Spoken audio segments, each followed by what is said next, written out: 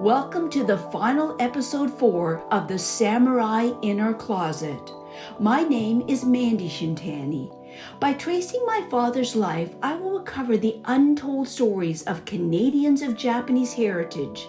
Stories like my dad's samurai sword hidden away in our family closet. In the last episode, we learned about my father's time as an interrogator for war crimes in the Canadian Intelligence Corps, when he was given a samurai sword that belonged to a surrendered Japanese officer. In this final episode 4, now that I know the stories, I want to discover how did my grandparents and parents endure the internment with such resilience, and how the loss of their stories impacted my generation and our children. Join me in learning about how Japanese Canadians are telling and celebrating our history.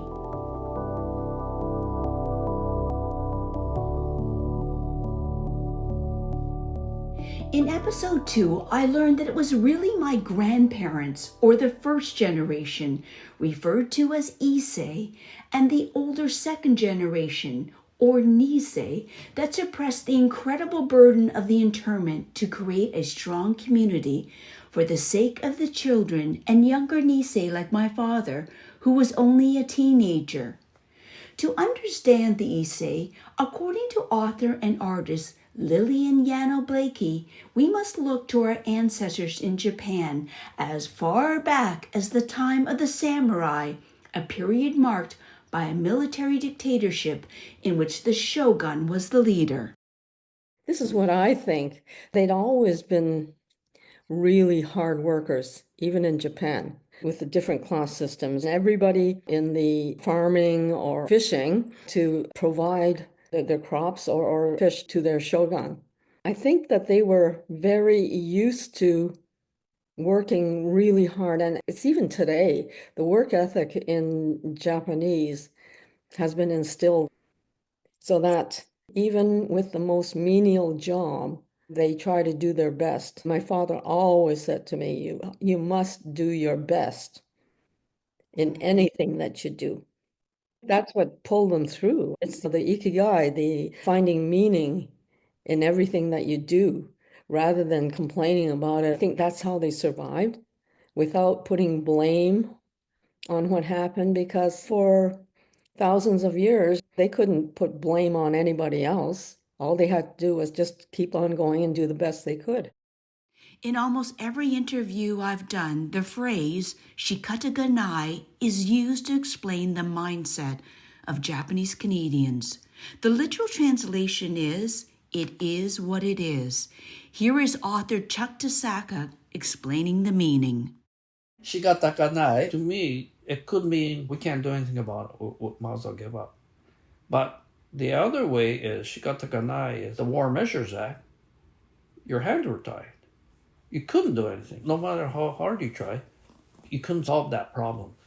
And if you protested, you were sent to a POW camp in Angler or Petawawa, Ontario. See? So the consequences were there. You figured, okay, let's not fight this. Let's go along and do what the government says. A lot of the Japanese immigrants who came, they were rural people, like poor farming or fishing areas. And like in the samurai days, if you looked up and took a glimpse of the emperor, your head would be decapitated. That kind of law. So of course they were law-abiding citizens. They said the government says that, we have to. We can't fight it or else we might get killed. Let's get through this. So that's where gaman comes in, persevere. I asked Reverend Grant Ikuta from the Stevenson Buddhist Temple if the beliefs of the Issei and Nisei were also influenced by Buddhism. So this understanding that there is suffering in life, I think underlies the fact that the hardships that they went through during World War II, this is the teachings that the Buddha talked about, that there is going to be various sufferings in life. But how we deal with that is very important. Can we turn that suffering into something that is beneficial for all? Perseverance is a very important aspect of Buddhism. So despite the hardships, to persevere through that hardship, knowing that it's not all going to be suffering, that there will be uh, a brighter day, knowing that the darkest moment of their life, there is something more than just that dark moment, I think was very important for the mindset of particularly the older Japanese Canadians, who had to give up everything that they owned.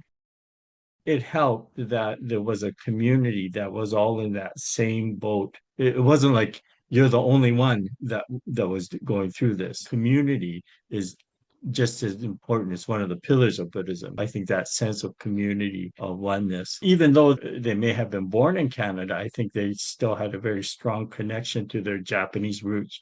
For the older Niseis, I think they had that spirit of we're in this together as one. We will get through this together as one. This explains how the Issei and older Nisei were able to create such a strong community within the internment sites, but also why so many Canadians of Japanese heritage indicated that the most difficult time was actually after the internment, when families had to leave BC and were scattered across the country, alone to rebuild their life again. Here is Reverend Ikuta describing the gray zone perspective and how that might have influenced how Japanese Canadians viewed other Canadians and why they were always trying to find a way to break down the racial barriers. So Japanese are very, very reluctant. They don't like being put in a spot where you have to give a hard yes or a hard no. They understand there's this gray zone in between. Older Japanese Canadians, their values also understands this gray zone, understanding that not everything is black or white. Because there were many non-Japanese Canadians who were very supportive of the Japanese Canadian groups as well. So it wasn't as if everybody was against them, right? Mary Kitagawa's family, the Murakamis, was one of the few families that came back to Salt Spring Island to rebuild their home, despite death threats and chilling threats that if the Japanese Canadians came back, they would be rounded up, put on a barge, and sent out to sea. However, Mary describes 5 families that came out to welcome them back when Japanese Canadians were finally allowed to come back to the coast. When we went back, only 5 families came to say, welcome home. Just 5. And they brought us food. From that grew friendship with a lot of people. Why are there some people during times like this that do stand up for what is right, while most people don't? First of all, they have courage to speak up. And then they have compassion. They have sense of goodness and righteousness. They know when a wrong is done. Mr. Steves, after whose name Stevenson comes from, he was called a white Jap because he stood up for the Japanese Canadians all through the war years and everything. But I know several other families who did not abandon their Japanese Canadian friends, who honored them by hiding things for them, keeping their goods, returning them if they came back to BC. These 5 people, I think they felt badly all along during the war when they found that their friend had been incarcerated. And so they were so happy to have us come back. But they had a sense of righteousness. Their perseverance, their gaman, explains why, despite the injustices, Canadians of Japanese heritage, for the most part, remained optimistic about their future in Canada. Here is activist and Nisei Mary Kitagawa describing her father's dream. He always had hope that tomorrow will be a better day. And he always used to say, one day, Canada is going to come to her senses and free us and let us go back to Salt Spring to continue my dream. So, he lived with hope. Here is Kyoshi Suga describing whether Japanese Canadians still had faith in the country in his acceptance speech when the Asahi team was inducted into the Canadian Hall of Fame in 2003. Do you still have faith in the country? Oh yes, that faith was sorely tested and strained when we were forced out of our West Coast homes and pushed into internment. It was further strained and almost broken when at the end of the war, we were not permitted to go back to our homes, but instead were given a cruel choice: go out to Eastern Canada or be deported to Japan. But the answer today, the answer then is still the same. Oh yes, most definitely yes. We still have the utmost faith in our country. Canada is the greatest country in the world to live. For the Sansei, or third generation, our lives were dramatically different from the Nisei, which I understand now was their driving force.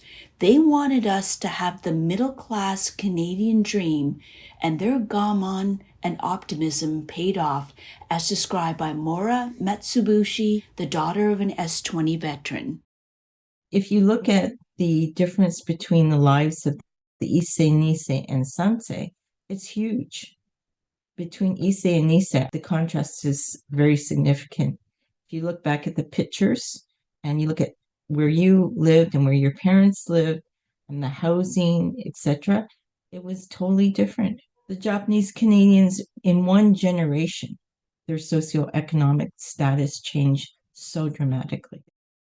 Education was our path, and that direction was instilled in the Sansei as soon as we could talk. Here's my cousin Lori Harada explaining her experience as a 4-year-old.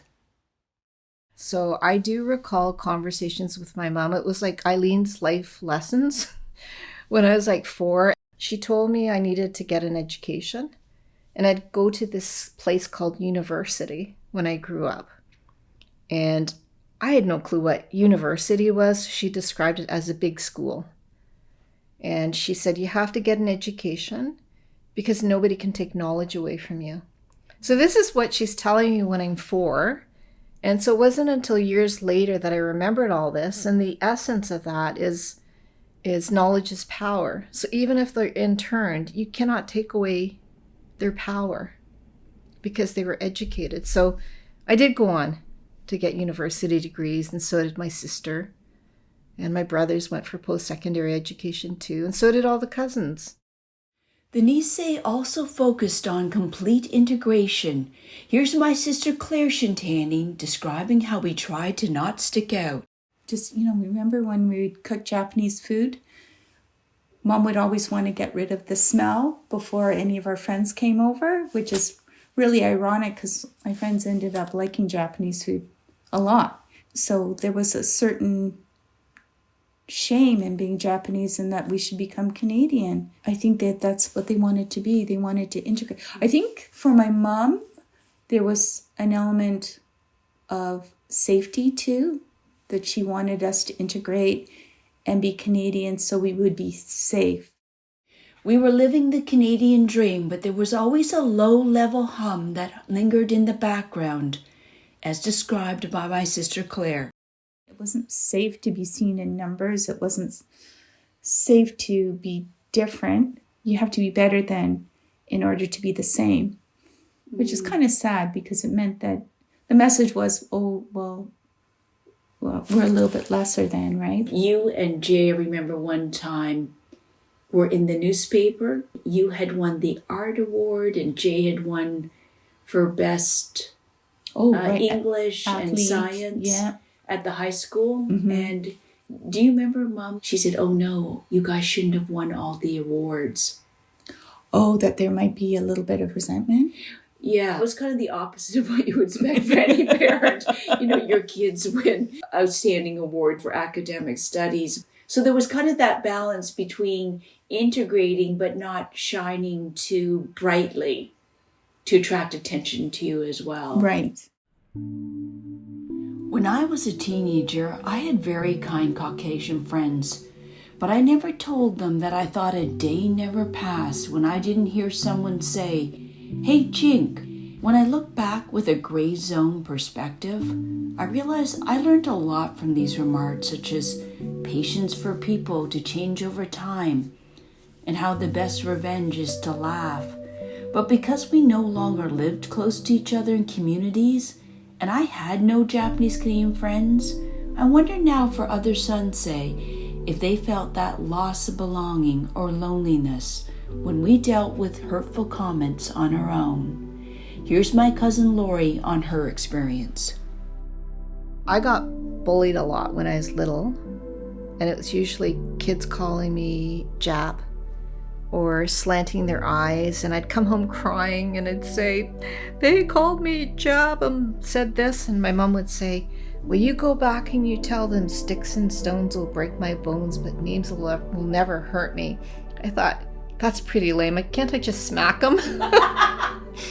But I didn't. So I think what my mom taught is how to stand up with words. And later on in life, I did become an advocate. And I fought I became an advocate in the food allergy world. So it was different, but it wasn't with bitterness. It was never putting someone down. It's always respectful. So I think she taught me a way to stand up for my rights or the rights of other people, but with words.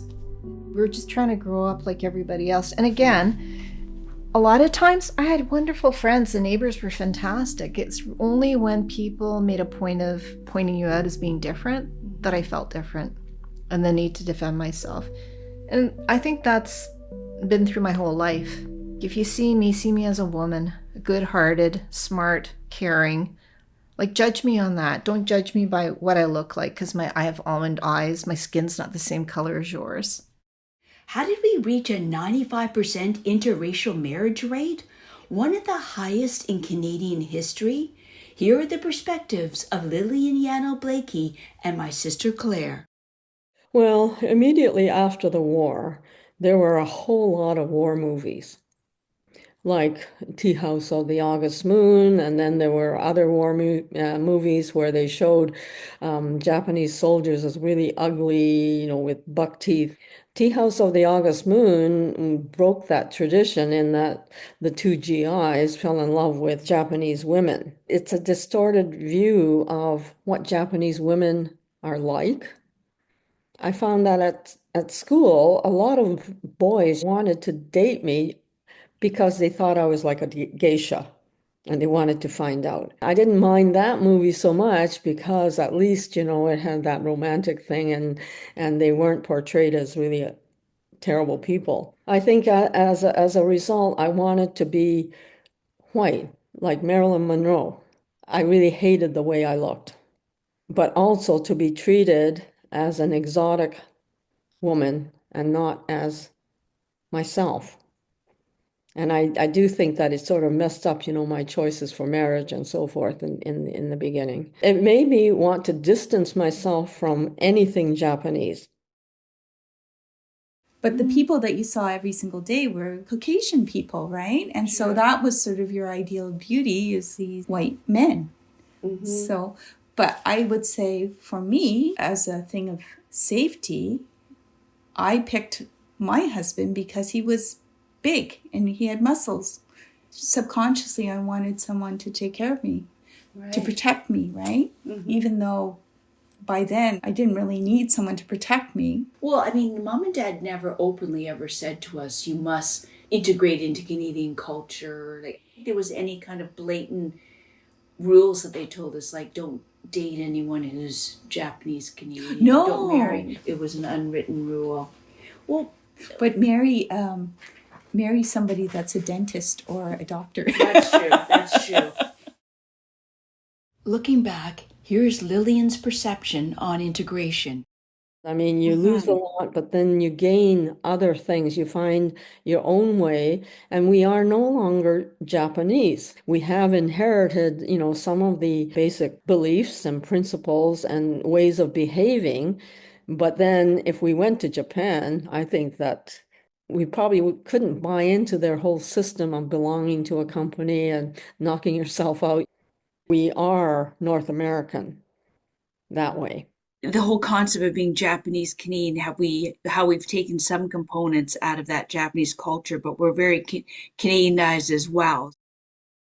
We excelled at integration, but what we lost were the stories and heritage. Here is family friend Wayne Takeuchi and Reverend Grant Ikeda discussing why the stories were kept in the closet. I think it's quite a common trait where our parents were of the mind that if they didn't share it with us, it couldn't happen to us. So the more anglicized we are, that no matter what we looked like or our names were, we wouldn't experience what they did. Well, I think one of the things it does allow us to do is to understand our parents' psyche and emotions.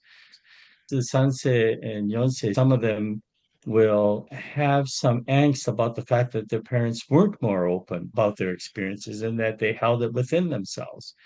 But if you understand from the parents' perspective, they looked at it as this is the way for me to better for the future generation, not by complaining, not by showing how bad others may have been, but to be an example through my actions. If you understand the Buddhist teachings, then you can understand where they're coming from in that. It's not that they didn't suffer.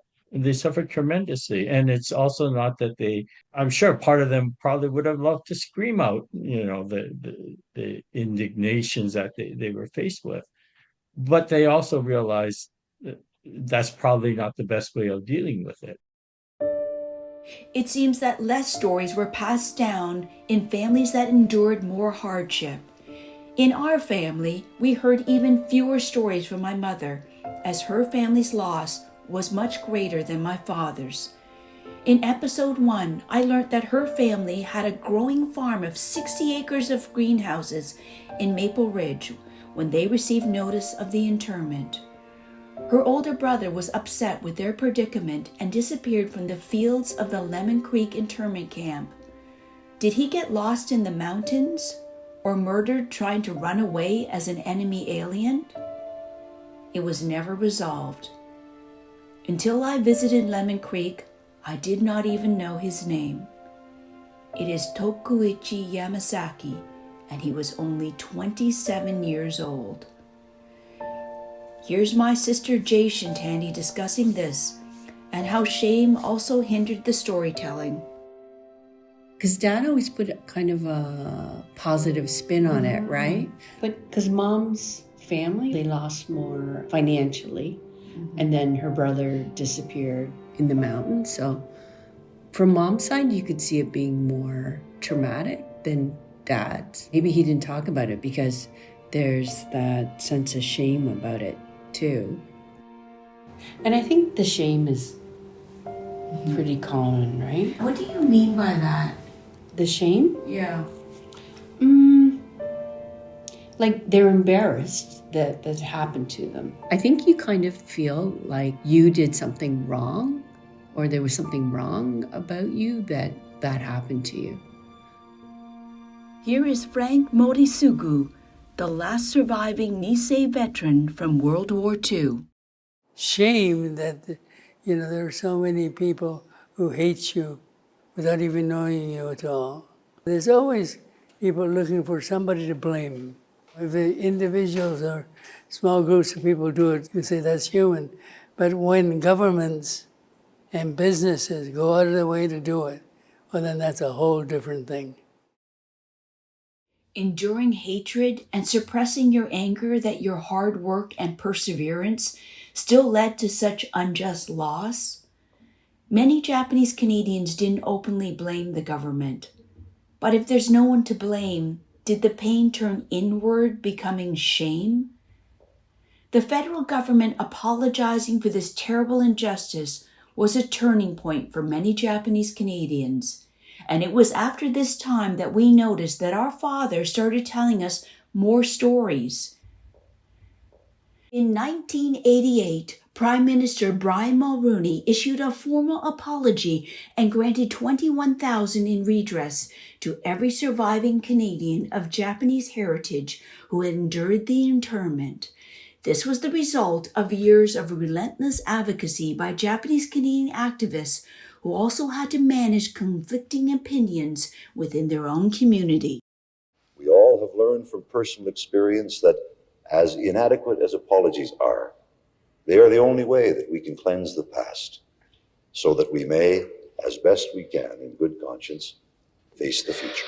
And so, Mr. Speaker, I know that I speak for members on all sides of the House today in offering to Japanese Canadians the formal and sincere apology of this Parliament for those past injustices against them and against their families and against their heritage, and our solemn commitment and undertaking to Canadians of every origin that such violations will never again in this country be countenanced or repeated. My sisters Claire and Jay recalled the sense of peace the apology brought to my mom and dad, although it was intertwined with conflicting emotions, which I believed was shaped by their past experiences.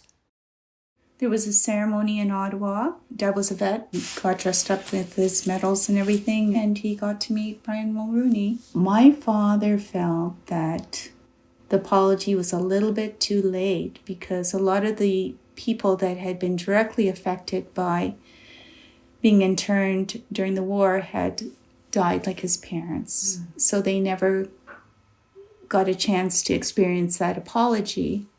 So he actually gave his part away to charity.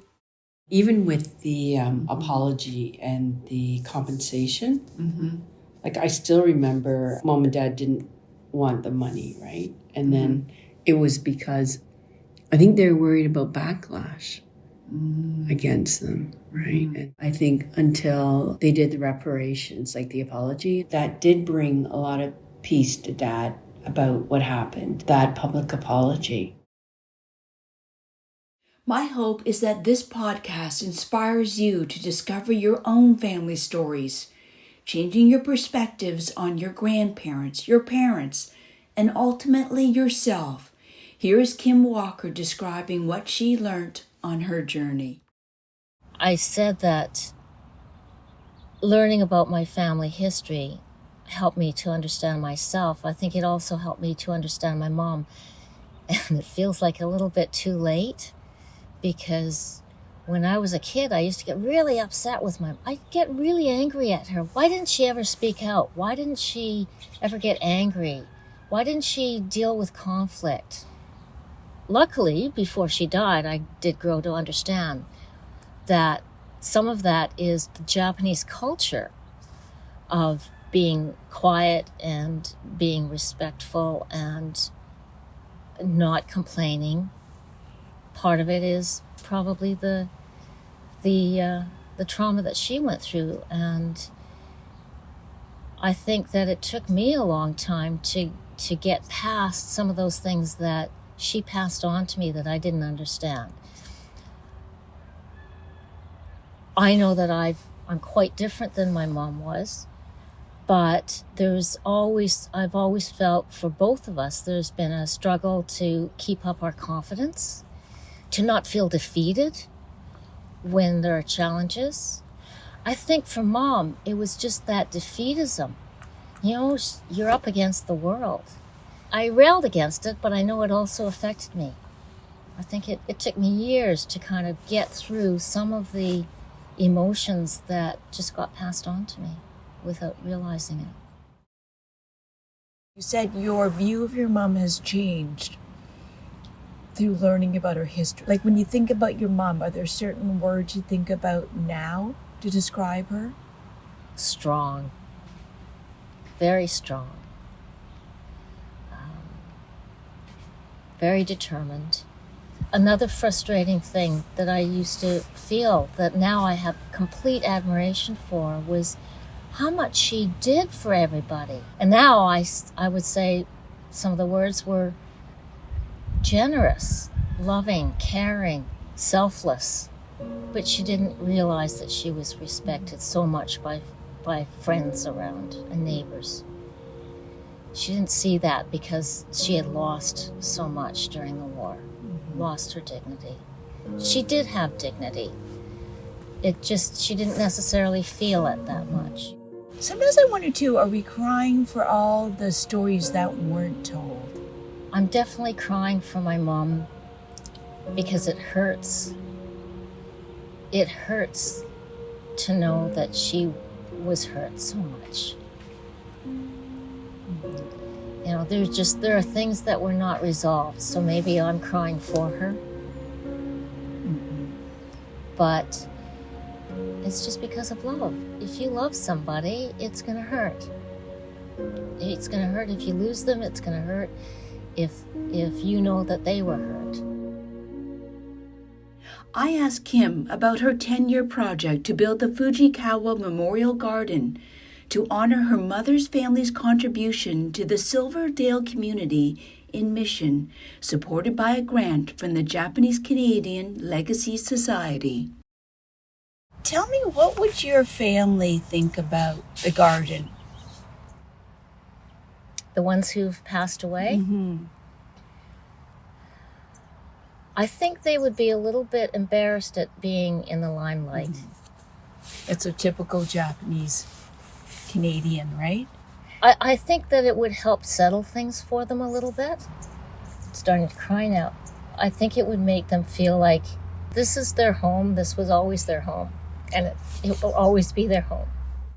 Do you feel the same, that your mom would, whether she's here or not, that she is happy to know that you're continuing that process?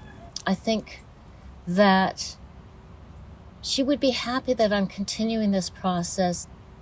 The idea that I'm building a garden, that I'm telling a story that puts the whole context into it, not just the negative aspect of our history, but the positive side as well.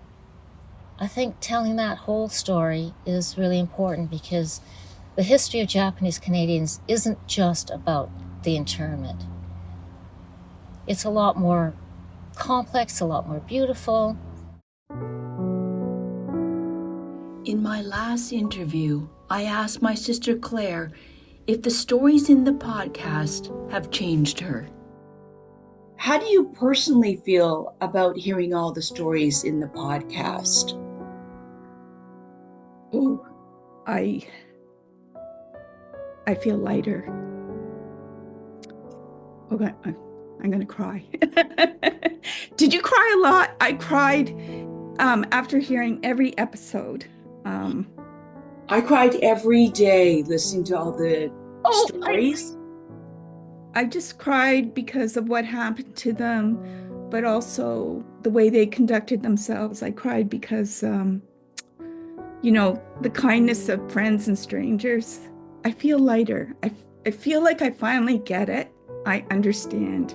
And Dad used to say this thing, tell them you're Japanese Canadian, right? Over and over. And I finally get it. I really belong here. And it's because of those guys. And they did it the hard way. And they never even mentioned it. They were so humble about the whole thing.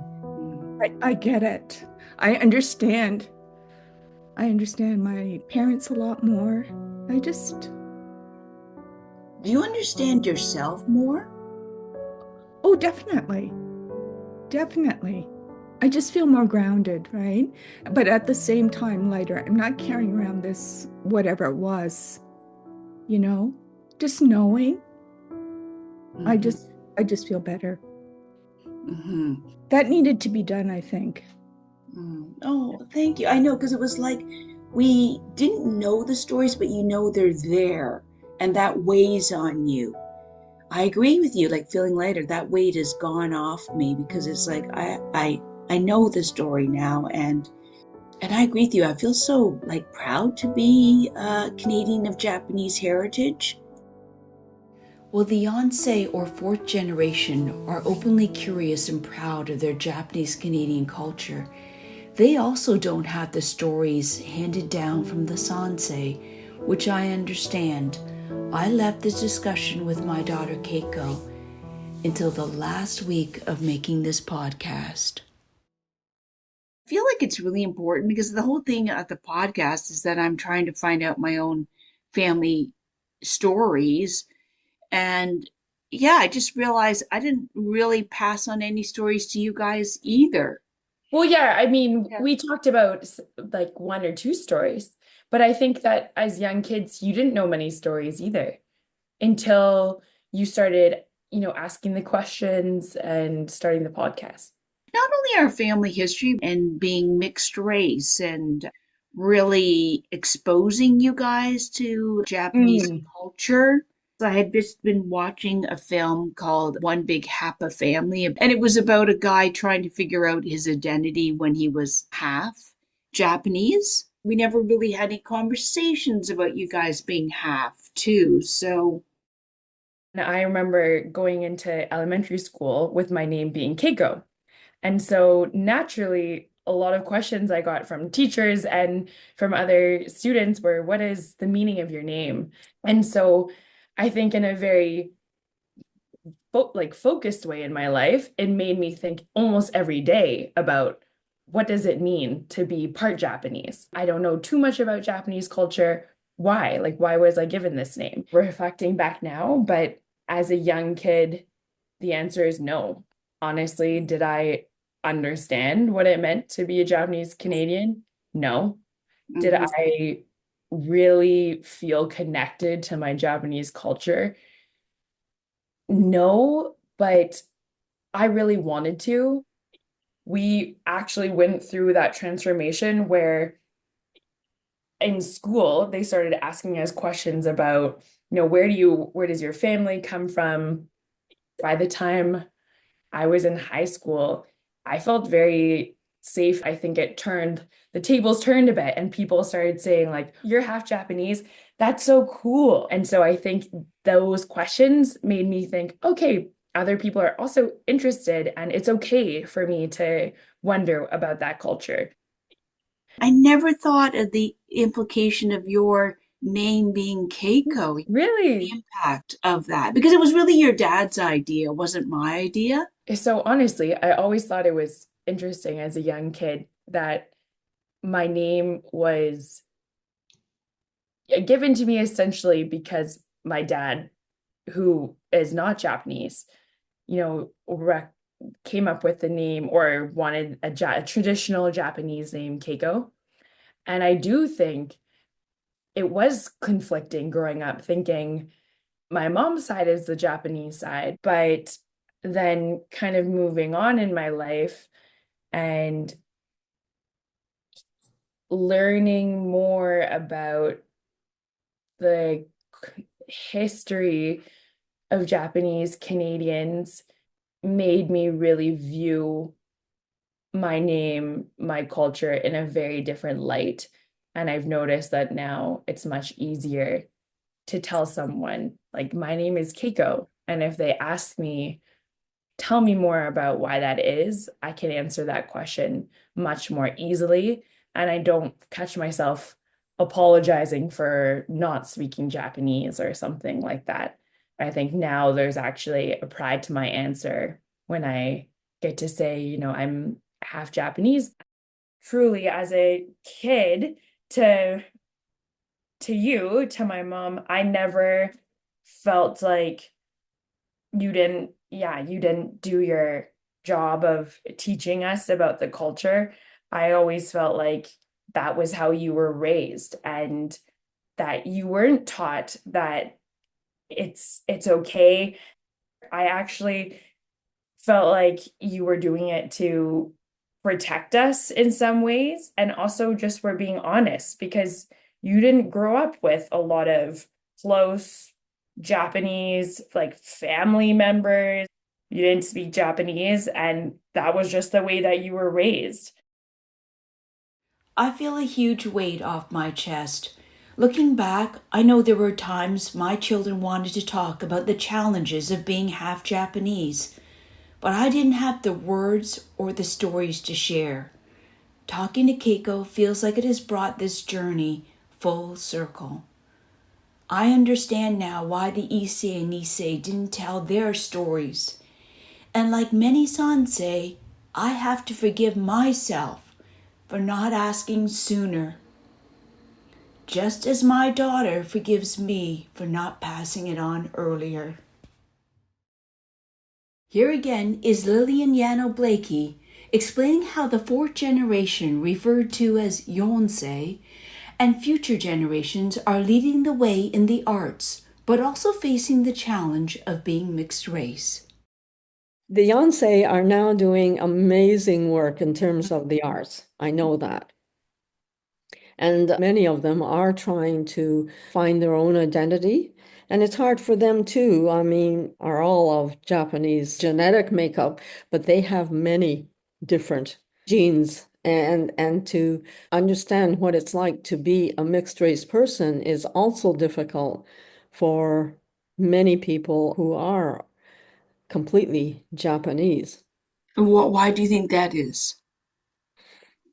Because they're trying to juggle who they are when they know, that they have all these different influences. And one of the things that I find interesting is that they tend to see, well, most of them are focusing on their Japanese story. Why do you guys think it's so important to educate school children? Because if they don't know about it, we'll just disappear without a trace. And I really think it is important for that generation to carry it on. It'll be different, totally different from what it is today.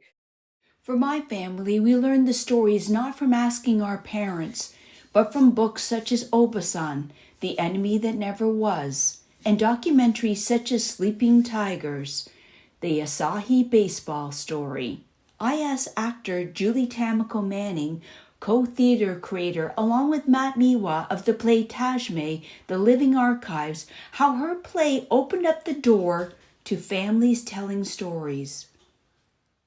Moments after the play for about 20 to 30 minutes, and they were quite full of conversation, and those were the only moments that we got to hear back from the audience and hear what they were thinking about. It was some of the most impactful experiences that Matt and I had, especially when there were generations of the same family in the audience. The grandparent would say, I've never talked to my kids about this, or my grandchildren, and here they are sitting beside me. Now we can go and have this conversation because this has broken open that door of silence, which was one of the reasons why Matt and I started to do this project, because we'd grown up with such a silence around. The arts not only opened up family conversations, but we learned that some Nisei wanted to talk about the past. My uncle very recently passed away, who is quite a big character in the play. And I remember the last time that I went to go and visit him, we were conversing on whiteboard because he couldn't speak or hear anymore. And he said that, I'm going to get emotional about it, but he said that his story will live on in this work that we've created. It made me feel very proud and feel very happy that he was proud. Here's Kunji Ikeda, theater creator of Sansei the Storyteller, and activist Mary Kitagawa, on why the Japanese-Canadian story matters more than ever in today's political climate. Those who fail to learn the lessons from the past are doomed to repeat the mistakes in the future. Through doing this decade-long study of what happened in the past to the Japanese Canadians, what was at play, the fear, the tactics, the pressure, this look at narratives, and you see them at play again and again and again. There's another famous quote that history doesn't always repeat, but sometimes it rhymes. you zoom out to see some of the political narratives and the storylines and the story arcs, and it's the same arc. So the more these stories can be shared, hopefully the wider that perception can be, and the more we can recognize some of these patterns. That's why I keep telling our stories, because I want people to know that Canada isn't a perfect democratic country, that sometimes democracy fails, which it did at that time. This is what I learned from my parents, that you have to compassionately talk to people. You don't go and try to attack them or tell them they're wrong, but explain to them what might be. Tosh just turned 92, and I will be 90 in a couple of weeks. And I wish I was still 60 or something, because I want to continue what we're doing, to continue to educate people, because I don't want our story to be or diminished. Tosh and I are very few survivors who could still articulate what had happened to us. There are many people who are still alive. I think about 5,000 survivors, but they have no voice because they don't know how to public speak. Maybe they're too shy to say anything. We feel that we owe it to our community to continue telling our stories as long as we have a voice, as long as we have the physical strength to do it. And my children said, Mom, you're getting so tired. And it's so hard on you. But I tell them, I can't say no. I can't say no to a request. For 30 years, I have been talking to students in the public schools, high school, university, conferences, adult groups, Rotary, anybody who asks, I say yes, because I want our story told and not forgotten. The province of British Columbia provided both an apology in 2012 and a redress program which started in 2022 to acknowledge the past injustices against Japanese Canadians. This program has sparked a surge of new plays, books, art, film, and this podcast through the Japanese Canadian Legacy Society.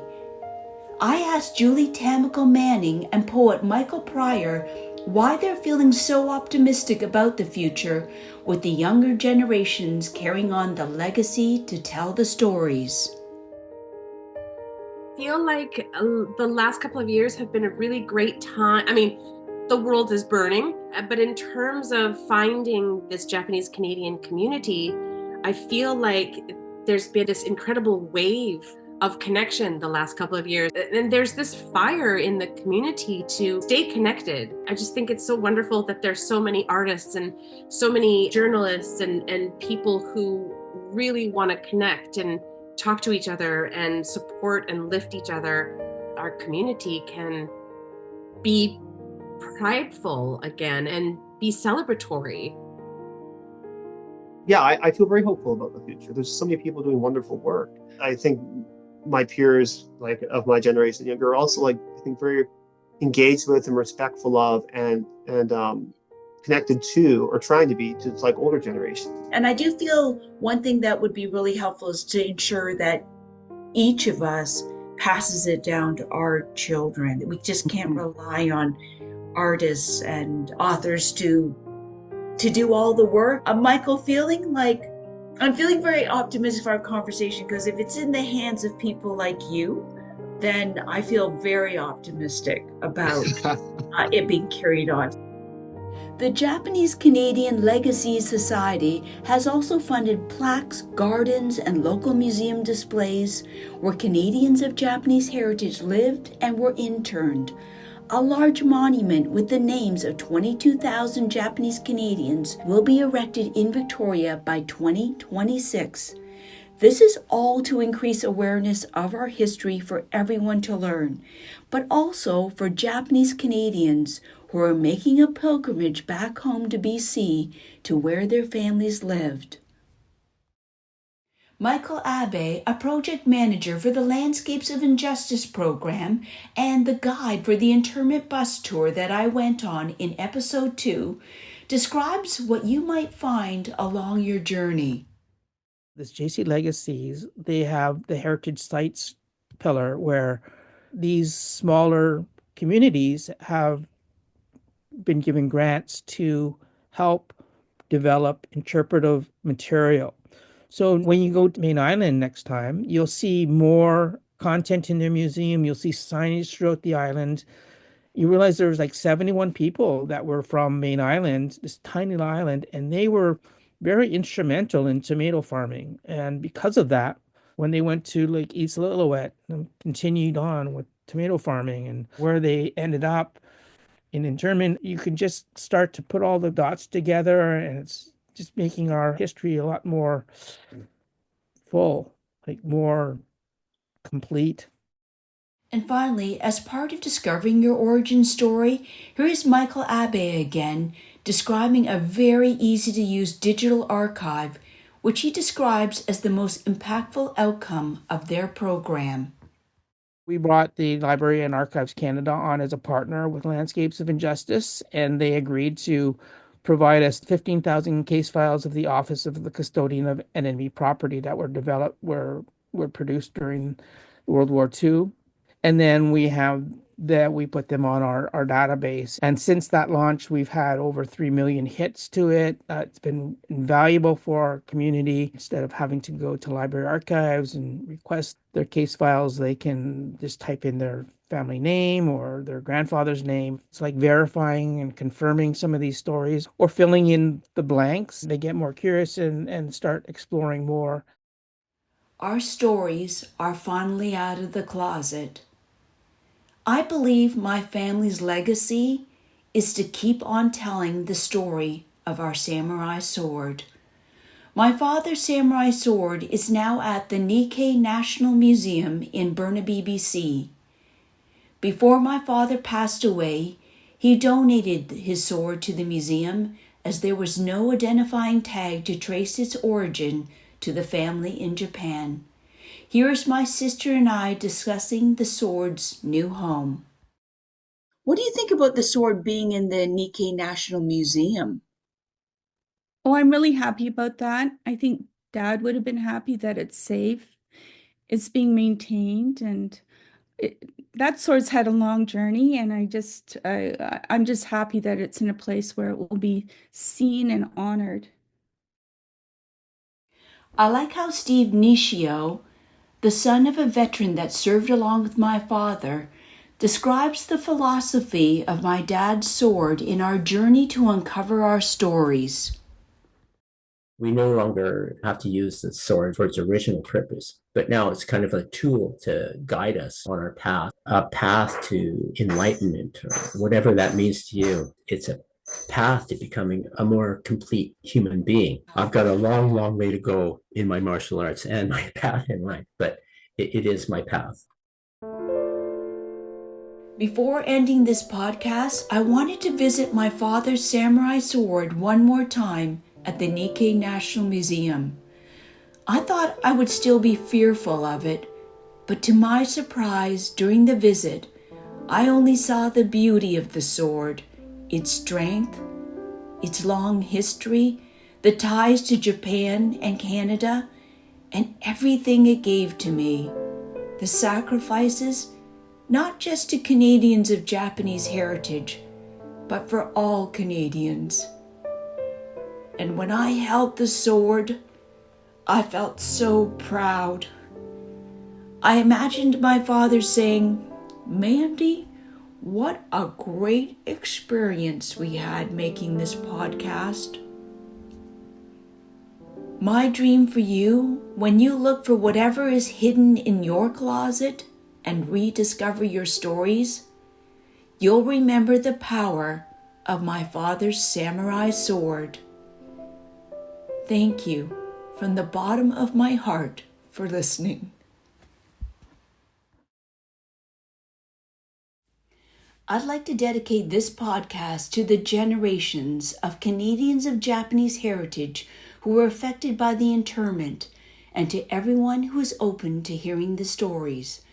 My sincere appreciation to my very resilient 94-year-old mother, the entire Shintani and Yamasaki family, and in memory of my cousins who left us too soon, Suzanne Yamasaki, John and Janet Harada, and David Takeuchi. This song was enjoyed at the end of the Nisei and S20 Association reunions. 蛍の光窓の雪踏み読む月重ねつついつしか The Samurai Inner Closet was produced by me, Mandy Shintani. The podcast editor was Claude Tanabe, with script editing by Lori Harada and research by Susan Yatabe. We gratefully acknowledge the support of the Community Fund of the Japanese Canadian Legacies Society and the dedication of our podcast committee members, Tom Boivin, Kim Walker, Phil Burton, Graham Watts, and my sisters Jay and Claire Shintani. Special thanks as well to everyone I interviewed. Your stories made this podcast possible. 肩身に重ち